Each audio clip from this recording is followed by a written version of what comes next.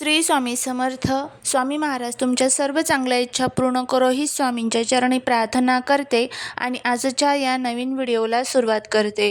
उद्या अक्षय तृतीया, वैशाख शुद्ध तृतीया म्हणजेच असा दिवस ज्या दिवशी केलेल्या दानाचा आणि पुण्याचा कधीही क्षय होत नाही, म्हणून यालाच अक्षय तृतीया म्हणतात. या दिवशी भगवान परशुरामांचा जन्म झाला आणि याच दिवशी महर्षी वेदव्यास यांनी महाभारत लिहायला सुरुवात केली. अक्षय तृतीया हा सण समृद्धी आणि नवीन सुरुवातीचे प्रतीक आहे. या दिवशी सोने खरेदी करणे, दानधर्म करणे आणि पितरांचे स्मरण करणे अत्यंत फलदायी मानले जाते. अक्षय तृतीया रविवारी 19 एप्रिल रोजी साजरी होत आहे.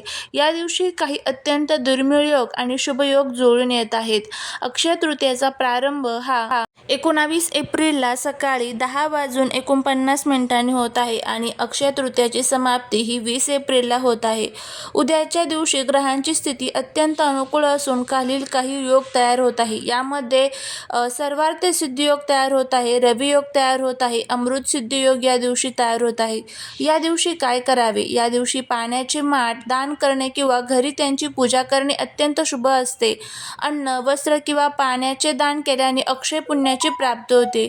या दिवशी शक्य असल्यास सोने किंवा चांदीची वस्तू खरेदी करावी, ज्यामुळे घरात लक्ष्मीचा वास कायम राहतो. आपल्या पूर्वजांचे स्मरण करून त्यांच्या नावाने तर्पण किंवा दान करणे खूप महत्त्वाचे असते. या दिवशी विष्णू आणि माता लक्ष्मीला आशीर्वाद दिला होता की या तिथीला जो कोणी तुमची भक्तिभावाने पूजा करेल त्यांच्या घरातील धनधान्याचे भांडार नेहमी भरलेले राहील आणि त्यांचे भाग्य कधीही कमी होणार नाही, असे मानले जाते. याच दिवशी भगवान विष्णूंच्या आज्ञेनुसार माता लक्ष्मीने भगवान कुबेर याला धनाचा खजिनदार म्हणून नियुक्त केले होते.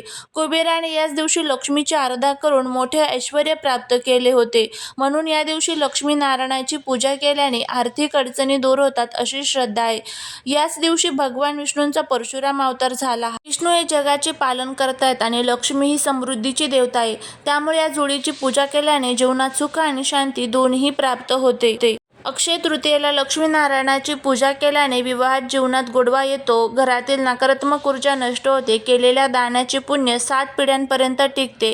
या दिवशी घरामध्ये ओम नमो भगवते वासुदेवाय नमः आणि ओम श्रीम ह्रीम श्रीम कमले कमलालय प्रसिद्ध या मंत्राचा जप करणे अत्यंत शुभ मानले जाते. त्याचबरोबर या दिवशी घरामध्ये एक स्तोत्र जे आहे तर ते आवर्जून पठण करायचंच आहे. ते आहे कनकधारा स्तोत्रम. यामुळे आपल्या घरातील धनप्राप्तीचे जे मार्ग आहेत तर ते मोकळे होत असतात. अशा अनेक सेवा आपल्याला या दिवशी करायच्या असतात. त्याचसोबतच आपल्याला काही प्रभावी असे उपाय देखील या दिवशी करायचे असतात. तर त्यातलाच हा एक उपाय तुम्हाला उद्या आपल्या घरामध्ये करायचा आहे. हा उपाय जर तुम्ही केला तर शत्रू तुमच्यासमोर लोटांगण घालून करोडपती होण्याची इच्छा पूर्ण होईल, घराची, पतीची, मुलांची प्रगती होईल, अखंड लक्ष्मी प्राप्त होईल. असा हा प्रभावी उपाय उद्या आपल्याला अक्षय तृतीयेच्या दिवशी करायचा आहे. जीवनामध्ये कितीही अडचण असेल तर त्या सर्व अडचणी तुमच्या दूर होताना तुम्हाला दिसून येईल. तर आता हा उपाय कसा करायचा, कोणत्या वेळेत करायचा याबद्दलची माहिती मी तुमच्यासोबत शेअर करणार आहे. त्यामुळे व्हिडिओ हा स्किप न करता शेवटपर्यंत पहा. जर या चॅनलवरती तुम्ही नवीन असाल तर चॅनलला सबस्क्राईब करा आणि असेच माहितीपूर्ण नवनवीन व्हिडिओ पाहण्यासाठी बेल आयकॉनला प्रेस करून कमेंटमध्ये जय माता लक्ष्मी लिहायला अजिबात विसरू नका, जेणेकरून माता लक्ष्मीची तुमच्या कुटुंबावर, मुलांवर अगदी भरभरून अशी कृपा होईल. या दिवशी खरेदी केलेली वस्तू अक्षय, जिचा कधी क्षय होत नाही अशी मानली जाते. सोने चांदी जर आपल्याला खरेदी करणं शक्य असेल तर आवर्जून खरेदी करावं, नसेल शक्य तर त्याऐवजी मग तुम्ही तांबे, पितळ किंवा स्टीलची नवीन भांडी खरेदी करू शकतात. मातीचा माठ तुम्ही खरेदी करू शकतात. त्याचबरोबर नवीन घर, जमीन, वाहन खरेदी करू शकतात. घरात समृद्धी राहावी यासाठी तांदूळ, गहू, डाळी यासारखे धान्य खरेदी करू शकतात. या दिवशी कोणाला कुठूनही कर्ज घेऊ नका किंवा कर्ज देऊ नका.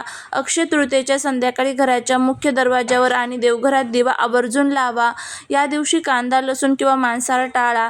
त्याचबरोबर या दिवशी कोणाशी भांडण करू नका, वादविवाद आणि अपशब्द वापरू नका. घरातील वातावरण आनंदी ठेवा, कारण जिथे आनंद असतो तिथेच लक्ष्मी वास करत असते. शक्यतो या दिवशी प्लास्टिकच्या वस्तू किंवा लोखंडी अवजारे आणि कात्री, चाकू खरेदी करणे टाळावे.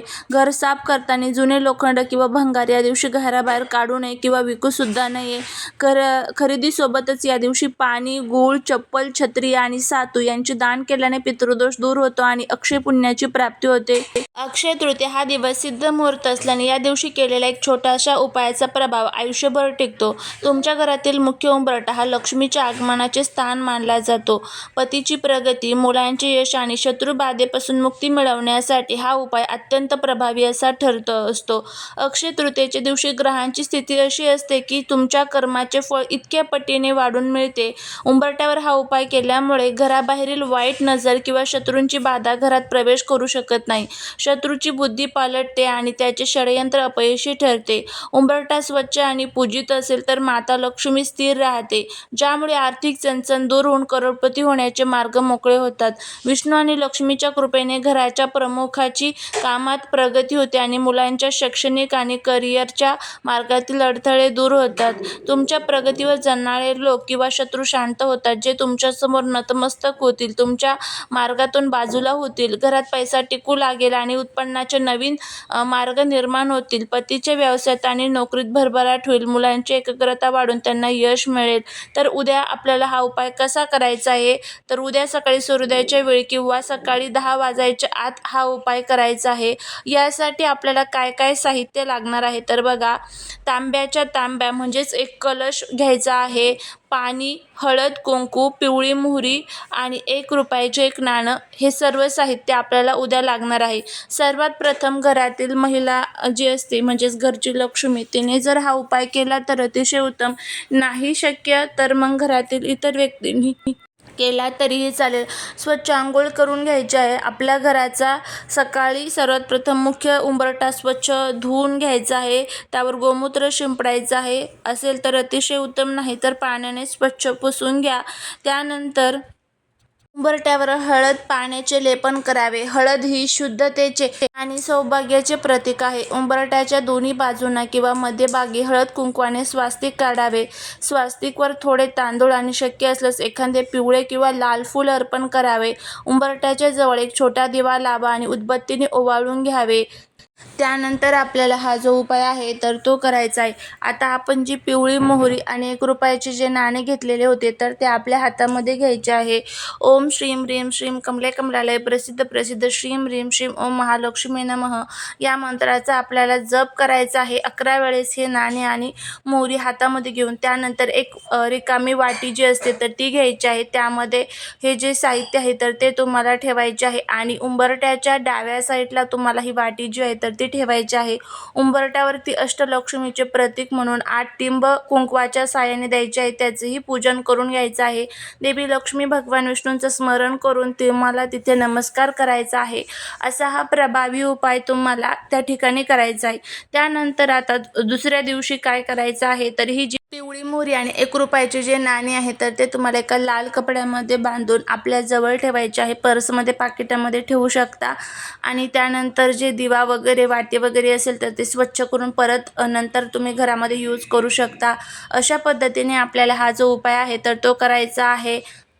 अगदी साधा सोपा हा उपाय तुम्ही करून बघा. नक्कीच तुम्हाला याचा फायदा होईल. चालेली सेवा ही महाराजांच्या चरणी रुजू करते. व्हिडिओ जर आवडला तर लाईक, शेअर, सबस्क्राईब करा. श्री स्वामी समर्थ.